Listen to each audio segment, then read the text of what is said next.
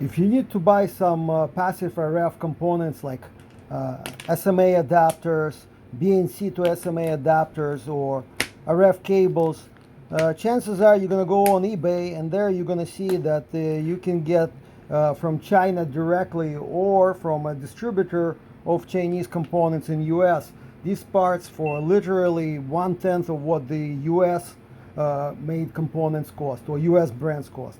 How can Chinese make them so cheap? Most of US made parts are military spec parts, and therefore they have to meet stringent stringent standards set by Department of Defense. And parts that are imported here from China don't have to meet any requirements because they just can sell them on eBay. So there's no reason for Chinese manufacturers to try hard to sell here good quality components. I'm sure they have high quality components, RF components in China. They're just not going to be as cheap. They're probably going to be just as expensive as US made components. So what Chinese manufacturers do, they make their components look real shiny so people think it's gold plated. No, it's not gold plated. It's not even copper. They just polish the stuff a lot. But because it's made from soft metal, very easy to make. And US components are made from stainless steel, very hard to make because they have to be machined.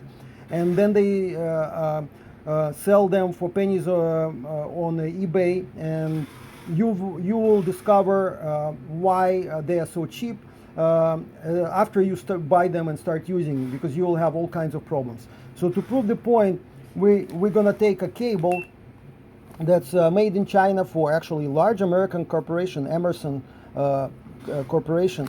So we're gonna take a brand new cable, we're gonna rip the packet, take the cable out, and we're gonna compare this cable with the high quality US made cable and see what happens next.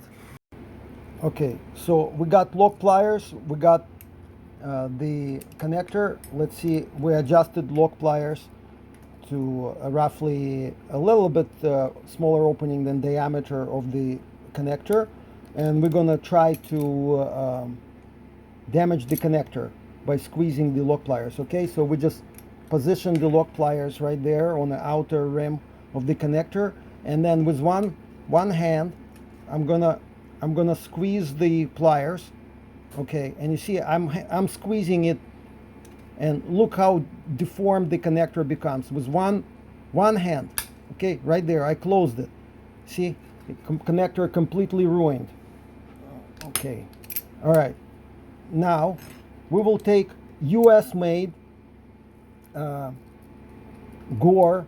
It's not shiny, it's dull silver color because it's stainless steel. That's we're going to talk about it later. We're going to put the cable in the jaws right there on the outer rim right there, just like Chinese one, and then I try to squeeze it. I can't squeeze it. It popped out. I did damage it, but you can see I damaged it because it slipped. The shape didn't change. It's still round, perfectly round like it was before. Okay, so I'm gonna do it again on another end. This is the $30 cable, but I'm gonna ruin it for the sake of fairness to the Chinese-made cable. Okay, so here you go. I put the pliers on the outer edge, and then I'm squeezing the pliers. I cannot squeeze it. I have to apply really tremendous. I have to use both arms to damage it. Okay, so there's no way I can squeeze it and damage this one. Why? Because this is stainless steel. This is some copper alloy. This is real stainless steel. Here you go. Here's the magnet. Okay, here's the magnet. See, magnet. We're gonna see. This is stainless. This is the hardest steel you can get. Number one, it's hard. Number two, it doesn't rust. Okay, and now we're gonna do this test. We're gonna take the good end of the Chinese-made cable, and we're just gonna go 1, 2, 3, 4, 5, 6, 7, 8, 9, 10. Okay, look at it. And now I take US Gore and Associates cable. Okay, right here, and I do the same thing.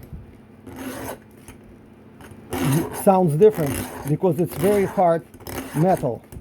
It's stainless steel. Okay.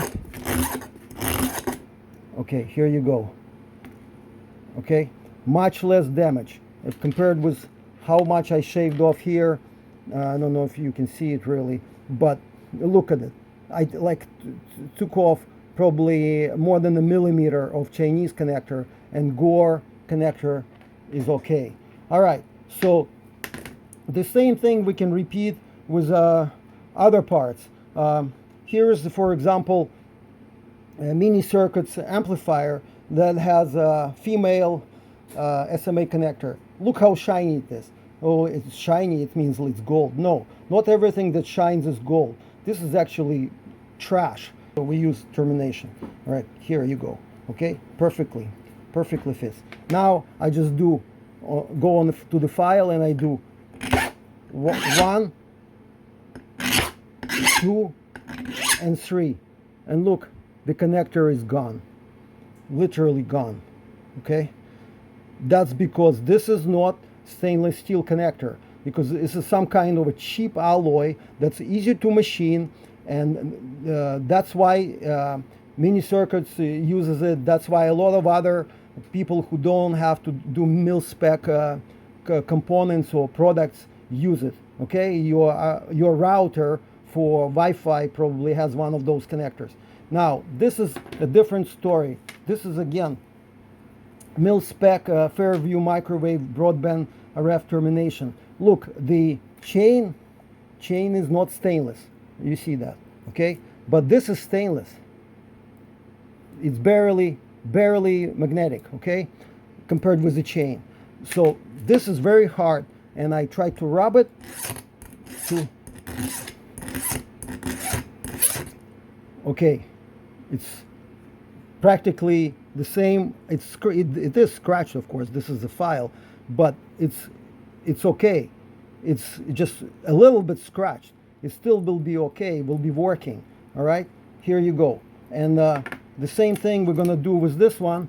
This is some other iMet. This is iMet adapter, and I'm gonna squeeze it with the pliers. It's also stainless steel.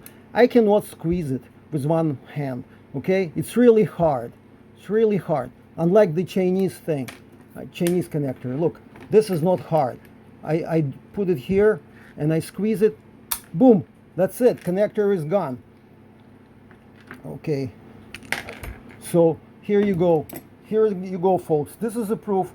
We sacrificed a very expensive cable, which is like 34 gigahertz RF cable, to prove that these shiny connectors from China, shiny adapters from China, are nothing but garbage, and in the long run you will suffer the consequences, because oxidation will destroy signal integrity.